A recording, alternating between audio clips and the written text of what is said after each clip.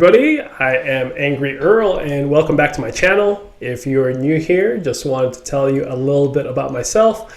I've been involved with grassroots drifting all over the Pacific Northwest and Northern California since 2005. I specialize in driving rotary powered drift cars. I've had numerous FCs throughout the years, and I currently drive a Mazda RX7 FD3S as my main car and a backup low horsepower practice car in an RX7. I wanted to do drifting analysis and commentary for quite some time, and I have a lot of exciting ideas I'd like to share with y'all.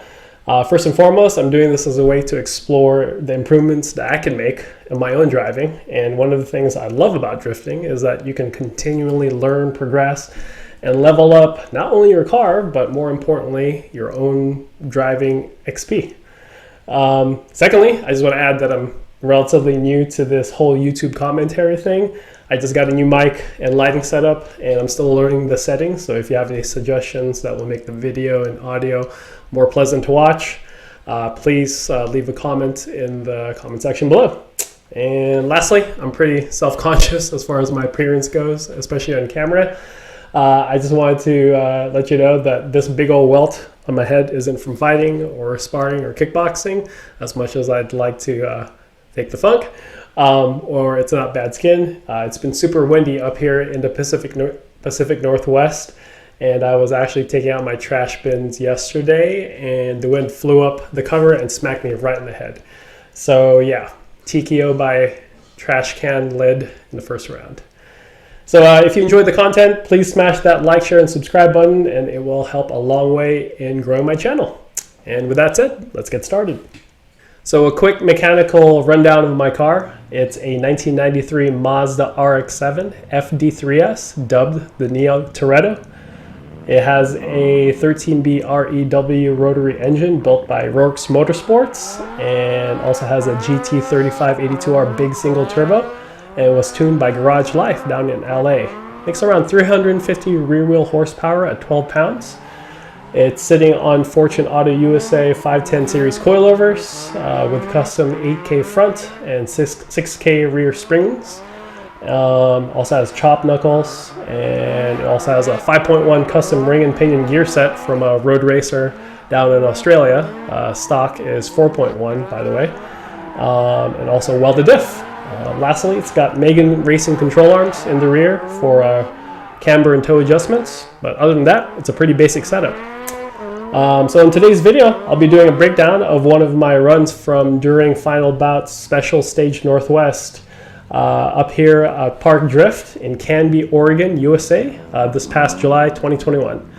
But that's it. Let's get started. Rolling up to the starting line over here, this is actually one of the best runs that I think I did during the weekend, so that's why I picked it. But I think this is a part of the whole process that a lot of people overlook, especially newer drivers, but definitely more experienced drivers as well.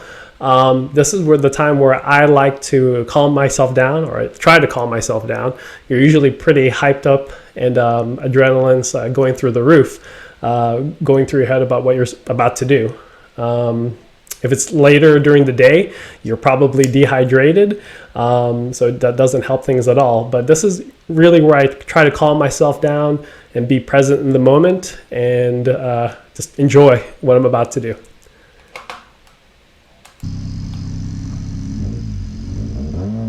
So a quick thumbs up to the flagger. Shift to second. Okay, so the initiation, not my favorite thing. I feel like I did the opposite of what you're supposed to do. What I did here was I picked up speed and I clutch kick out of the corner and then turn back in. Really, you want to haul ass and get as much speed as you want and feint out of the corner and then clutch kick back in aggressively, so you get that nice initiation that actually looks cool.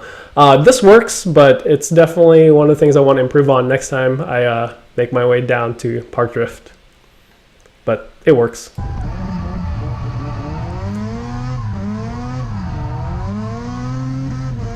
So that second gear sweeper, it actually has a little bit of bank to it that you can't really tell in the videos, but you can actually see if you're watching from outside on the track. It's pretty fun, and the main thing to do is to make sure you're pointing the right way as you're going to this hairpin.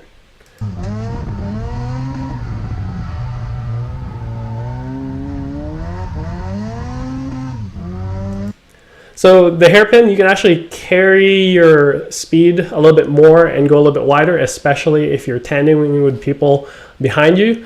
I believe someone was following me in this run. I can't remember. But this is actually going to the back end of the track. This is actually one of my favorite parts of Park. This is going to be the back third gear sweeper. So a lot of people might criticize me for this, and but a lot of people can actually keep their wheels spinning while they're in second, and then upshift into third, and then carry that all the way through.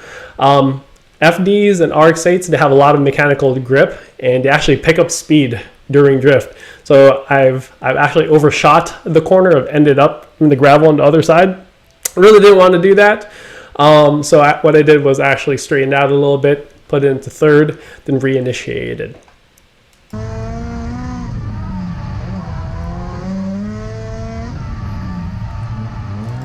So that back sweeper is actually one of my favorite parts at Park because it feels like you have your head turned to the right and you're double apexing, and we don't really get to do that in a lot of tracks here, and it's a weird sensation for me, but it feels awesome. It almost feels like you're surfing because you're going through multiple apexes.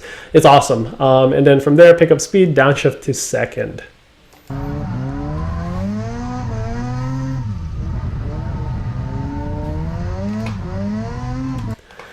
Here's another one that I actually noticed. A lot of people in the comment section, anytime I see videos about Park, they're worried about the trees. They make a lot of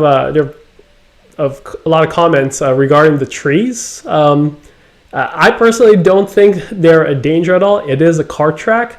If you're worried about hitting the trees, from my experience, you have to be completely offline, or someone has to bump you or tap you during a crucial transition. Otherwise, the trees don't really bother me that much. They're an awesome background, and you don't really get to see a lot of tracks with trees in the background.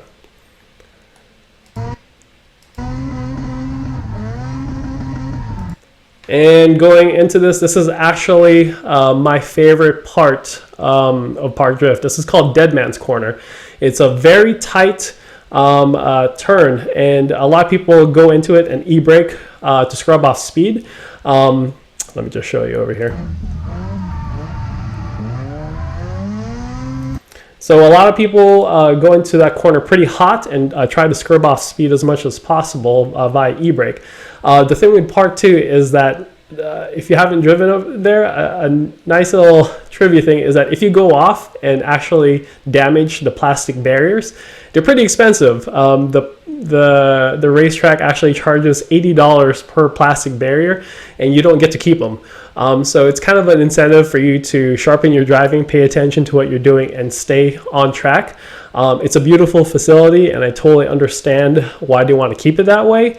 They spend a lot of money as far as maintenance and upgrades to the track, and if you really go off, you're pretty much offline, and or you're pushing your driving in your car way farther than it needs to be. So I'm on the track side with this one. I totally agree with them. It is their facility, but yeah, $80 per plastic barrier if you hit them, and it's a nice incentive to stay on track and mind your lines throughout the day.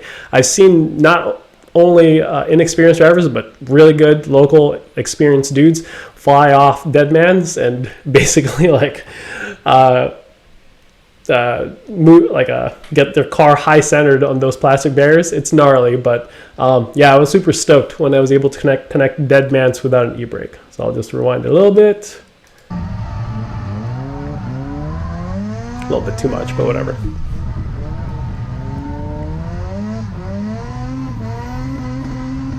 I also like to go as deep as possible, then connect it. Yeah, I covered the e-brake there. Not sure, wasn't sure if I needed it.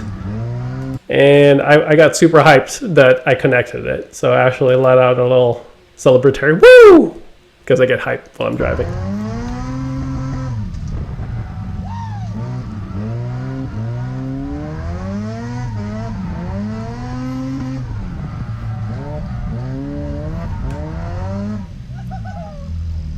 And that's pretty much it. That really clean blue S14 is actually one of my buddies that recently moved back, not moved back, but moved up here from Northern California. He's part of a team run up down there, but very clean S14, good driver. A lot of NorCal people making their way up to the Pacific Northwest, and I can't blame them. So yeah, going back into the pits, you really have to slow down and watch your speed, because they'll flag you down if you come in a little too hot into the exits. And lastly, probably my favorite part, one of the my favorite parts in park is actually this watering hole right before the starting line. They actually run a water hose so you can cool off your car and your tires. And with my rotary engines, they do run very hot. So it's a nice addition, so I can cool off my intercooler, my oil cooler, and my radiator in between runs. So definitely helps keep temps down. So big fan of that.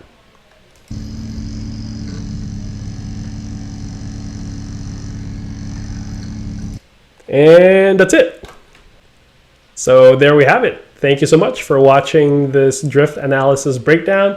If you have any questions, video suggestions, or requests, please don't hesitate to comment below. I'll do my best to answer them in the next video. And if you haven't done already, please smash that like, share, subscribe button. I also really want to do breakdown vids on old school Japanese option 2 and door 10 footage. And if you have one in mind, please comment below. Thank you again, everybody, for watching, and see you later, Drift Cowboys.